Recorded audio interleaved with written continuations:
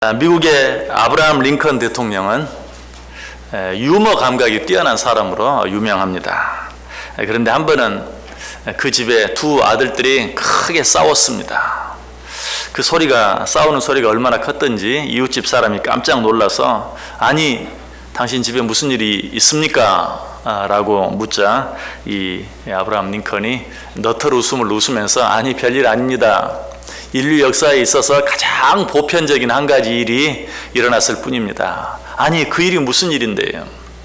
제가 밖에 나갔다 들어오면서 호두과자 3개를 사다가 아이들에게 주었더니 서로 자기가 2개를 먹겠다고 싸우고 있는 것입니다. 자, 인류의 가장 보편적인 문제가 뭡니까? 내가 더 많이 갖겠다. 내가 하나라도 더 갖겠다 하는 그런 마음, 바로 탐심이죠. 이것이야말로 인류 역사 가운데 가장 오래된, 그러면서도 가장 보편적인 일 가운데 하나라는 것이. 그런데 오늘 본문 가운데도 그런 일이 일어난 것을 보게 됩니다. 13절 말씀 보시기 바랍니다. 무리 중에 한 사람이 이르되 선생님 내 형을 명하여 유산을 나와 나누게 하소서 하니. 아마도 이 사람의 부모가 갑자기 세상을 떠난 것 같습니다. 그런데 너무 갑자기 세상을 떠나는 바람에 유산을 제대로 나누어 주지 못하고 떠났는데 형이 그 틈을 이용해서 그 부모의 유산을 다 가로채버린 것 같아요. 그러자 화가 난 동생이 지금 예수님께 와서 내 몫의 유산을 찾아달라고 부탁하고 있는 것입니다. 어떻게 보면 이 동생의 요구는 지극히 정당한 것 같습니다. 그런데 이 동생의 부탁에 대한 예수님의 대답은 전혀 뜻밖의 것이었죠. 14절 보시면 이르시되 이 사람아 누가 나를 너희의 재판장이나 물건 나누는 자로 세웠느냐. 정당한 요구를 하면 들어줄 수 있으면 들어주시면 되고 들어줄 수 없으면 들어줄 수 없다고 말하면 되는데 책망하듯이 이 사람아 누가 나를 너희의 재판장이나 물건 나누는 자로 세웠느냐라고 말씀하고 있는 것을 보아요. 그리고 거기 모여있는 모든 사람을 향해 뭐라고 말씀하시죠? 15절에 그들에게 이르시되 삼가 모든 탐심을 물리치라. 사람의 생명이 그 소유에 넉넉한 데 있지 아니하니라 하시고. 지금 예수님께서는 사람의 탐심에 대해서 책망하고 있어요. 탐심을 물리쳐라. 그런데 이 말씀의 구체적인 대상이 누구일까요? 동생의 유산을 가로채버린 형일까요? 물론 그 형도 거기에 틀림없이 포함이 될 것이. 그러나 이 말씀은 그 형만 향해서 주시는 말씀은 아니. 사실 그 형은 지금 그 자리에 없어요. 그렇다면 이 말씀은 누구를 향해서? 동생에게도 자기 몫의 유산을 찾아달라고 부탁하고 있는 동생에게도 똑같이 해당되는 말씀이다. 예수님께서는 유산을 모두 가로챈 형뿐만 아니라 그 문제를 가지고 지금 도움을 요청하고 있는 동생에게도 똑같은 탐심이 있다라고 본 것이, 우리가 그 사실을 짐작해 볼 수 있는 내용이 오늘 본문에 있어요. 자, 1절 보세요. 오늘 읽은 본문은 아니지만 12장이 시작하는 1절 앞에 보면 그동안에 무리 수만 명이 모여 서로 밟힐 만큼 되었다. 지금 예수님께서 이 말씀을 누구 앞에서 하고 있는가? 예수님의 말씀을 듣기 위해 모인 수만 명의 사람들 앞에서 하고 있어요. 성경에 수만 명이라는 표현이 별로 나오지 않습니다. 특별히 이렇게 수만 명이 한 자리에 모인 일은 오늘 본문이 유일합니다. 오늘날도 수만 명이 모였다면 굉장한 것이, 예수님 당시에 그 조그만 곳에서 수만 명이 모였다? 엄청나게 모인 것이. 그런데 이처럼 많은 사람들 앞에서 지금 그 동생이 나와서 뭐라고 말해요? 형이 다 빼앗아가 버린 유산을 내게도 갖게 해 주옵소서라고 부탁하고 있죠. 여러분 한번 생각해 보세요. 어떤 억울한 일이 있어서 누군가에게 부탁을 할 수 있어요. 그런데 지금 내 앞에 수만 명이 모여 있어요. 그 가운데서 형이 내 유산 뺏어갔습니다. 내 몫의 유산도 좀 찾아주세요. 여러분 이것은 어떻게 말하면 정당한 요구일 수도 있지만 유산에 미친 사람이 아니면 그렇게 할 수 없어요. 수만 명, 구름대처럼 모인 사람 앞에서 자기 유산 문제를 가지고 예수님께 개인적으로 부탁하고 있는 것. 정말 유산에 미친 사람이 아니면 그렇게 할 수 없다. 예수님은 그 마음도 아셨어요. 억울하게 빼앗긴 것도 알지만 단순히 억울하게 빼앗긴 것뿐만 아니라 내 몫의 유산에 대해서 지나치게 욕심을 가지고 있는 그런 마음을 아시고 지금 그를 향해서 말하는 것이, 그래서 누가 나를 너희의 재판관으로 세웠느냐, 정당한 요구를 하고 있는 것 같은데도 그렇게 책망하셨던 것이, 여러분 세상에서 우리가 흔히 보는 것처럼 그냥 잘 숨어 있으면 조금 더 많이 가지려고 하는 그런 사람에게만 탐심이 있는 것이 아니, 그런 사람을 비판하고 정죄하는 그 사람의 마음속에도 어쩌면 동일하게 탐심이 있다는 사실을 우리가 알아야 돼. 자, 우리는 그렇죠. 많이 가진 자, 그러면서도 더 가지려고 하는 자들을 향해서 손가락질합니다. 비판하고 정죄합니다. 그러나 그렇게 하고 있는 내 마음을 한번 정직하게 볼 필요가 있어요.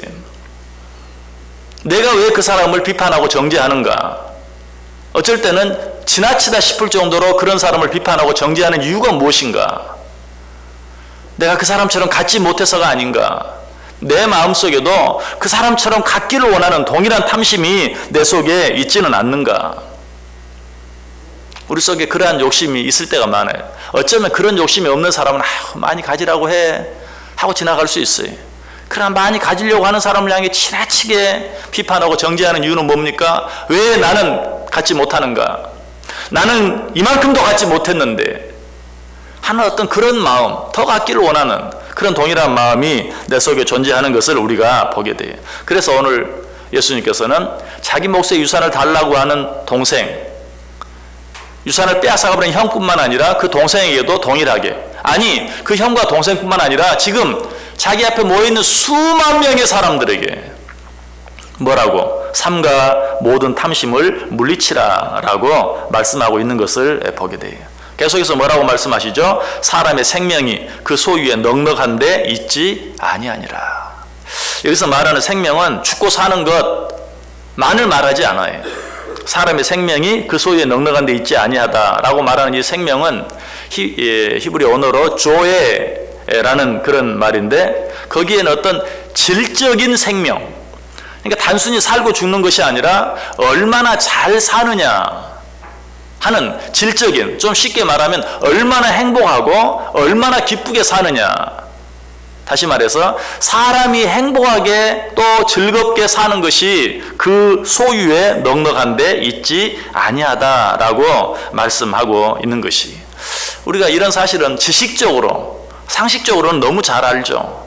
그러면서도 현실적으로는 이 사실을 받아들이지 못할 때가 많아요. 무엇 때문에? 내 마음속에 있는 더 갖기를 원하는 탐심 때문에. 도대체 탐심이라는 것이 무엇입니까? 우리들 가운데 더 많이 갖기를 원치 않는 사람이 한 분이라도 있나요? 아마 한 사람도 그런 사람은 없을 거예요. 이제 됐다, 충분하다, 넉넉하다 이렇게 생각하는 사람은 아무도 없어요. 더 갖기를 원하는 마음, 꼭 그 마음만이 탐심인가? 그렇지 않아요. 어쩌면 우리 인간 속에는 누구에게나 모두에게나 더 갖기를 원하는 마음이 있어요. 그래서 예수님께서는 탐심이 무엇인가 하는 것을 가르쳐 주시기 위해서 오늘 이 말씀에 이어서 한 가지 비유를 더 말씀해 주시죠. 그 비유가 어떤 비유입니까? 16절부터 나오는 비유, 우리가 흔히 어리석은 부자라고 말하는 그 비유예요. 한 부자의 비유를 이야기하고 있어요. 이 부자가 농사를 지었죠. 그런데 어때요? 그의 소출이 풍성했어요. 16절이 그렇게 말하죠. 또 비유로 그들에게 말하여 이르되 한 부자가 그 밭에 소출이 풍성하였다. 그래서 이 부자는 어떤 걱정을 합니까? 17절에 심중에 생각하여 이르되 내가 곡식 쌓아둘 것이 없으니 어찌할까? 그리고 나서 어떤 결정을 하죠? 18절 19절 또 이르되 내가 이렇게 하리라. 내 곡간을 헐고 더 크게 짓고 내 모든 곡식과 물건을 거기 쌓아두리라. 또 내가 내 영혼에게 이르되 영혼아 여러 해 쓸 물건을 많이 쌓아두었으니 평안히 쉬고 먹고 마시고 즐거워하자 하리라. 올해 소출이 너무 많으니 쌓아둘 것이 없구나. 내가 창고를 더 지어서 거기에 쌓아놓고 이제는 마음껏 먹고 마시고 즐기리라 라고 말하고 있는 것을 봐요. 그런데 이 말씀들 속에서 우리가 기억해야 될 것은 지금 이 부자가 나라는 사실을 얼마나 많이 강조하고 있는가. 제가 읽어드린 그 말씀 속에 나라는 말이 모두 6번이나 나오고 있는 것을 보게 돼요. 내가 이렇게 하리라. 내 곡간을 짓고 내 모든 곡식과 물건을 거기 쌓아두리라. 내가 내 영혼에게 이르되 영혼아 여러 해 쓸 물건을 많이 쌓아두으니 평안히 쉬고 먹고 마시고 즐거워하자. 내가 나를 위하여 나라는 말을 계속해서 하고 있는 것을 보게 돼요. 여러분, 무엇을 더 가지려고 하는 그런 마음, 꼭 그것이 탐심이라고 말할 수는 없어요. 왜? 무엇을 가지려고 할지라도 그것이 꼭 나만을 위한 것이 아니라면 우리가 탐심이라고 말할 수 없죠. 그러나 무엇을 많이, 남들보다 더 많이 갖기를 원하는 마음이 아니라 할지라도, 적당한 것을 원한다 할지라도 그것이 나만을 위한 것이라면 그것이 바로 탐심이라는 것이, 다른 사람을 생각하지 않는 나라는 말. 오늘 이 부자가 하는 말 가운데 너, 당신, 그라는 말은 어디에도 찾아볼 수가 없어요. 이 사람이 쌓아둘 것이 없을 정도로 많은 소출을 얻기 위해서는 자기 혼자 일했을까요? 아니, 그 일을 위해서 수고한 많은 사람들이 있을 거예요. 옆에서 도와준 동네 사람들, 또 가족들, 여러 사람들이 있을 터인데 그 모든 것들에 대해서 자기 아닌 다른 사람에 대해서는 단 한 번도 언급하지 않는 것을 보게 돼요. 이것이 바로 탐심이라는 사실이에요. 자기중심적인 마음, 무엇을 얼마나 갖기를 원하느냐 하는 그 마음 자체보다도 무엇을 위하여, 아니 누구를 위하여 그것들을 갖기를 원하느냐, 그것에 의해서 탐심이냐 아니냐 하는 것이 결정된다는 것이. 유명한 유태인 철학자였던 말틴 부버는 나와 너라는 책에서 나라는 존재는 당신이 존재함으로써만 비로소 의미를 갖는다라고 말하고 있어요. 정말 그래요. 나는 너가 없이는 의미가 없어요. 나는 당신이 없이는, 나는 나 아닌 다른 사람이 없이는 아무 의미가 없어요. 내 삶도 마찬가지요, 내 생명도 마찬가지. 다른 사람을 생각하지 않고 자기만 생각하는 이기적인 마음, 이 탐심을 가진 자, 이런 자는 마치 브레이크가 고장난 자동차와 같아요. 결국 점점 더 빨리 달리다가 파멸할 수밖에 없다는 것이. 마이크 하우링이 너무 심한데 조금 좀 소리를 좀 줄이든지 약간 좀 조정을 좀 해주세요. 성경의 마지막 책인 요한계시록에 보면 인류 최후의 심판인 마지막 심판의 장면이 나오죠. 그런데 거기에서 이 마지막 심판의 모습을 바벨론이 무너지는 모습으로 그리고 있어요. 여기서 바벨론이 의미하는 것이 무엇입니까? 모든 가치를 소유의 많고 적음으로 따지는, 오늘 우리식으로 표현하면 그 물질주의 중심의 세상을 이야기하고 있어요. 요한계시록 18장 10절부터 몇 절을 읽어보면 그의 고통을 무서워하여 멀리 서서 이르되 화 있도다 화 있도다 큰 성 견고한 성 바벨론이여 한 시간에 내 심판이 이르렀다 하리로다. 땅의 상인들이 그를 위하여 울고 애통하는 것은 다시 그들의 상품을 사는 자가 없음이라. 그 상품은 금과 은과 보석과 진주와 세마포와 자주 옷감과 비단과 붉은 옷감이요 각종 항목과 각종 상아 그릇이요 값진 나무와 구리와 철과 대리석으로 만든 각종 그릇이요 계피와 향료와 향과 향유와 유향과 포도주와 감람류와 고운 밀가루와 밀이요 소와 양과 말과 수레와 종들과 사람의 영혼들이라. 그 당시 사람들이 귀하게 여기는 모든 그것들이 일순간에 망함으로 말미암아 사람들이 더 이상 그러한 것들을 찾지 않는 그러한 일이 일어날 것을 이야기하고 있어요. 인류 최후의 심판은 다른 것이 아니라 물질주의에 대한, 어떻게 보면 탐심에 대한 그런 심판이에요. 이런 심판에 대해서 이야기하면서 하나님께서 당신의 백성들에게 뭐라고 경고하십니까? 요한계시록 18장 4절에 보면 내 백성아 거기서 나와 그의 죄에 참여하지 말고 그가 받을 재앙들을 받지 말라. 내 백성아 거기서 나와, 어디서 나오라는 것이 그 물질 중심적인 거기에서 나와서 그의 죄에 참여하지 말고 그가 받을 재앙들을 받지 말라. 전 세계 60억 인구 가운데 10억의 인구가 아직도 굶주림 가운데 잠들고 있다고 합니다. 또 그리고 그 가운데 적어도 4만 명이나 되는 사람들이 기아 때문에 날마다 죽어가고 있어요. 그리고 이 세상에 태어나는 아이들 가운데 100명 중 놀랍게도 40명이 영양실조로 평생 어떤 몸의 한 부분에 장애를 입고 살아간다고 그래요. 그리고 매년 적어도 10만 명의 어린아이들이 비타민 A 결핍으로 소경이 되어가고 있다고 해요. 지금 현재의 통계예요. 얼마나 놀랍고 얼마나 안타까운 일입니까? 그럼에도 불구하고 우리는 아직도 나만을 위해서 좀 더 갖기를 원하며 살고 있다는 사실이에요. 오늘 예수님께서는 이런 우리들을 책망하고 계세요. 너희는 속히 그 탐심의 자리에서 벗어나라. 너희는 그 탐심을 물리치라. 사람의 생명이 소유에 넉넉한데 있지 아니하다. 탐심은 무엇이라고요? 자기만을 생각하는, 자기중심적으로 생각하는, 그것이 바로 탐심이다. 자, 탐심이 가진 또 한 가지 중요한 특징이 있어요. 그것은 무엇일까요? 자기만을 위해서라는 것과 더불어 내가 가진 것이 많든 적든 그것이 누구의 것인가를 잊어버리는 것이, 내가 가진 것이 많든 적든 그것이 내 것이라고 생각하는 것, 그것이 바로 탐심이에요.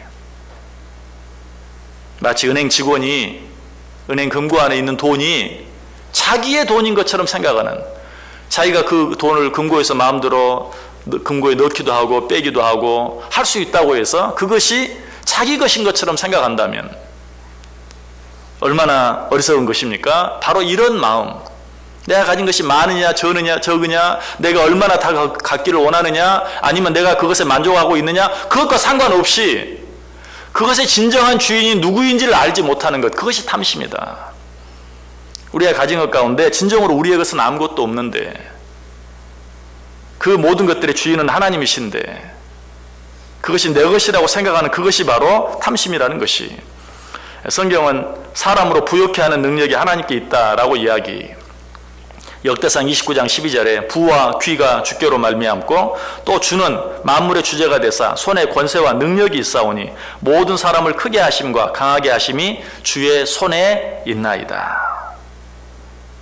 하나님께서 우리로 하여금 많이 갖게 하시는 것도 적게 갖게 하시는 것도 모두 하나님의 손에 달려 있는 것이다 라고 이야기하고 있어요.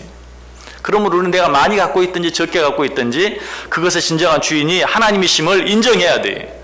그러나 우리는 무엇을 많이 갖게 되었을 때 그것의 주인이 누구인지 보이지 않게 돼.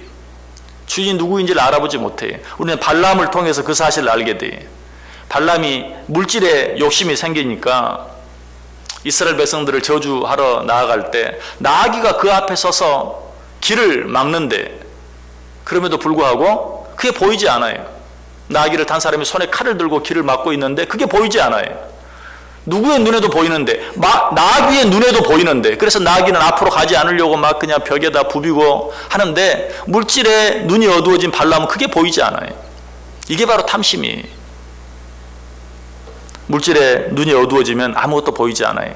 먼저 이야기했던 것처럼 나 아닌 너도, 나 아닌 그도 보이지 않을 뿐만 아니라 내가 가진 것의 진정한 주인도 보이지 않게 돼요. 이것이 바로 탐심의 결과다. 그래서 성경은 이렇게 말합니다. 신명기 8장 18절에 내 하나님 여호와를 기억하라. 그가 내게 재물 얻을 능력을 주셨습니다. 네가 가진 모든 것의 주인이 하나님이심을 기억하라. 그래서 성경은 탐심을 뭐라고 말합니까? 탐심은 우상 숭배이니라. 왜? 탐심은 하나님을 잊어버리는 것이기 때문에, 탐심은 하나님 대신 물질을 섬기는 것이기 때문에 탐심은 우상 숭배니라라고 이야기하고 있어요. 탐심의 눈이 멀어지면 진정한 주인이 없어져 버려요. 엉뚱한 것이 자기의 주인이 돼요. 그래서 탐심은 우상 숭배다라고 말하고 있어요. 자, 이 탐심을 물리치기 위해서는 어떻게 해야 할까요? 날마다 내가 가진 모든 것의 주인이 하나님이심을, 아니 무엇을 많이 갖고 있든 적게 갖고 있든 그것을 갖고 있는 나 자신의 주인까지도 하나님이심을 인정할 수 있어야 돼요. 그리고 그걸 날마다 확인할 수 있어야 돼요. 여러분, 남의 돈을 갖고 있어도 오래 갖고 있다 보면 내 돈처럼 느껴지고 돌려주기 싫어요. 그래서 남의 돈을 빌리고도 갚아주지 않는 사람들이 많아요. 왜? 일단 내 손에 들어오면 내 것처럼 느껴지고 다시 주기가 싫은 거예요. 그러므로 우리는 우리가 가진 것들이 내 것이 아니라 하나님의 것이라는 사실을 날마다 확인하며 살 수 있어야 돼요. 내가 스스로 그것을 확인하지 아니하면 하나님이 어떤 방법으로든 그걸 확인시켜 주세요. 오늘 본문에도 그런 내용이 나오죠. 이 어리석은 부자에게 그가 가진 것이 네 것이 아니라 내 것이다, 하나님의 것이다 라는 것을 어떻게 확인시켜 줍니까? 20절 보세요. 하나님은 이르시되 어리석은 자여 오늘 밤에 내 영혼을 도로 찾으리니 그러면 내 준비한 것이 누구의 것이 되겠느냐. 아무리 고집이 세고 욕심이 많은 사람이라 할지라도 이 순간에는 자기가 가진 모든 것이 내 것이 아니라는 사실을 알게 돼요. 마지막 세상을 떠나는 순간 내가 가지고 있는 것이 내 것이 아니구나 하는 것을 알게 돼요. 왜? 내가 가진 것 많든 적든 그 가운데 단 하나도 가져갈 수 없다는 사실을 깨달을 수밖에 없기 때문에. 어떤 재벌이 죽자 한 기자가 물었어요. 부친께서 얼마나 남기셨습니까? 뭐라고 대답했을까요? 다 남기셨습니다. 그렇죠? 그 말이 맞죠? 이 세상을 떠나면서 얼마를 남겼는가? 그 질문은 무의미해요. 물론 이 기자가 물었을 때는 액수를 물었겠죠. 그런데 이 자녀가 참 지혜롭게 대답했어요. 얼마를 남기셨습니까? 다 남기셨습니다. 선택의 여지가 없어요. 왜? 자기의 것이 아니기 때문에. 이 세상을 떠나면서 단 한 푼도 가져갈 수가 없는 것이. 그러니까 다 남겼다는 말이 맞죠. 이 세상을 떠나갈 때는 내가 가진 모든 것의 주인이 누구인지 다 알게 돼요. 우리는 그때가 오기 전에 우리가 가진 모든 것의 주인이 하나님이심을 인정하며 살 수 있어야 돼요. 자, 어떻게 하는 것이 하나님의 것임을 인정하며 사는 것일까요? 가장 기본적인 한 가지가 있죠. 우리가 너무나 잘 아는, 우리가 너무나 당연하게 생각하는 온전한 11조를 드리는 것이, 온전한 헌금 생활을 하며 사는 것이. 헌금 이야기를 하게 되면 항상 두 가지 생각이 들어요. 이 시간에도 마찬가지. 주일 예배 시간도 아니고 새벽 예배 시간에, 오늘 제가 보니까 처음 뵙는 분들도 몇 분 계신 것 같아요. 이 새벽 예배 시간에, 아니 고난주간 특별 새벽기도 했는데 그 시간에까지 헌금 이야기를 해야 되는가 하는 그런 마음이 들어요. 새벽에 정말 잠도 못 자고 왔는데 죄송하다, 정말 그런 생각이 들어요. 그러면서 또 한 가지 생각은 뭔 줄 아세요? 왜 헌금 이야기를 하면서 내가 죄송해야 하는가? 이런 생각도 같이 들어요. 왜? 성경은 우리에게 분명히 우리를 위해서 이러한 것들을 만들어 놓으시고 우리에게 가르쳐 주시고 있기 때문에 그래요. 여러분, 하나님의 것을 온전히 구별하여 하나님께 드리지 아니하고는 우리의 삶이 진정으로 행복할 수 없어요. 아까 뭐라고 말했어요? 사람의 생명이 소유의 넉넉함이 있지 아니하다. 거기서 말하는 생명이 뭐라고요? 행복하고 기쁘고 즐거운 삶. 행복하고 기쁘고 즐거운 삶이 우리의 소유에 넉넉한 데 있지 아니하다. 내가 아무리 많이 가졌다고 해서 그것으로 진정으로 행복하고 기쁘고 즐거울 수 없다. 다른 말로 하면 무슨 말이라고요? 내 마음에 탐심을 물리치지 아니하면 결코 행복해질 수 없고 기쁠 수 없고 즐거울 수 없다. 탐심이 뭐라고요? 많이 가진 것이라고 했습니까? 아니라고 그랬어요. 나만을 생각하고 다른 사람을 생각하지 못하는 것, 나만을 생각하고 그것의 진정한 주인이신 하나님을 생각하지 못하는 것, 그것이 탐심이다. 그러므로 우리는 내가 가진 것이 많든 적든 내게 붙여진 모든 사람들과 더불어 그것의 진정한 주인이신 하나님을 함께 생각할 수 있을 때만. 그래서 11조에는 여러분 두 가지가 있어요. 하나님께 드리는 11조가 있고 또 구제의 11조가 있죠. 3년에 한 번 11조를 드리는 거예요. 그러니까 어떻게 보면 1년으로 따지면 3.3%를 드리는 거죠. 11조는 그래요. 하나님을 향해 드리는 11조와 하나님께서 내게 붙여준 사람들을 위해 드리는 3년에 한 번 드리는 11조가 있어요. 구제의 11조가 있어요. 결국 무슨 말입니까? 하나님께서 내게 붙여준 자와 그 모든 것의 주인이신 하나님을 생각하지 않는 것, 그것은 남의 것을 도적질하는 것이요, 그것이 바로 탐심이다. 그 탐심을 물리치지 아니하고는 결코 행복해질 수 없다. 여러분, 저는 아주 어려운 것을 이야기하고 있는 것이 아주 기본적인, 우리가 탐심을 물리치기 위해서 가장 먼저 첫 번째로 해야 할 가장 기본적인 것을 이야기하고 있어요. 우리가 이것을 행하지 못하면서 욕심이 없는 것처럼, 탐심이 없는 것처럼 생각하면 그것이야말로 욕심이고 그것이야말로 탐심이. 그래서 오늘 본문 21절에도 자기를 위하여 재물을 쌓아두고 하나님께 대하여 부요하지 못한 자가 이와 같으니라. 우리는 어리석은 부자를 생각하면서 누구를 생각합니까? 어떤 것을 생각합니까? 그러나 결론은 뭡니까? 자기를 위하여 재물을 쌓아두고 하나님께 대하여 부요하지 못한 자는 다 이 어리석은 부자와 같이 탐심으로 가득 찬 자다라고 이야기하고 있어요. 그렇다면 이 탐심을 온전히 물리친 자는 어떤 자일까요? 우리가 너무나 잘 아는 시편 23편 1절에 나와 있는 고백이 나의 고백이 될 수 있는 자. 여호와는 나의 목자시니 내게 부족함이 없으리로다. 여호와 하나님으로 인하여, 다른 어떤 것으로 인하여가 아니라 여호와 하나님으로 인하여 기뻐하고 즐거워할 수 있는 자, 그것으로 인하여 충분하다고 고백할 수 있는 자, 그것으로 인하여 감사할 수 있는 자, 이런 자가 진정으로 부요한 자다. 이런 자가 진정으로 행복한 자다라고 이야기하고 있어요. 여러분, 예수 그리스도께서 우리를 위해 이 땅에 오신 주의 고난을 기념하는 날이에요. 그 고난을 묵상하는 날이에요. 주님께서 왜 이 땅에 오셔서 고난을 당하시고 왜 고통을 당하셨습니까? 주님께서 말씀하십니다. 내가 가난하게 되면 너희로 하여금 부요하게 하기 위함이다. 이 부요함이 무엇입니까? 내가 가진 모든 것이 하나님의 것인 것을, 재물 얻을 능도, 우리를 부하게 하고 귀하게 하는 것도 모두 하나님이 내게 주시는 능력인 것을 생각하면서 모든 것이 하나님의 것임을 고백하고 내가 가진 것들 가운데서 감사하며 그 모든 것이 주인이 하나님을 고백하며 살아가는 삶, 바로 그것이 진정으로 주의 고난에 동참하는 삶이, 내가 가진 것이 많든 적든 하나님이 내게 붙여준 너, 나만이 아니라 너 그까지 생각할 수 있는, 나보다 못한 자들을 생각할 수 있는 그 마음, 이것이 진정으로 부요한 자의 모습이다. 이러한 마음을 가진 자만이 탐심을 물리친 자들이다. 오늘 주님께서는 우리가 그러한 마음으로 살게 하기 위해서 이 땅에 오셔서 친히 고통당해 주셨고 이 땅에 오셔서 가난하게 되어 주신 것이, 이 사실을 잊어버리면 안 돼. 어떻게 살기를 원하십니까?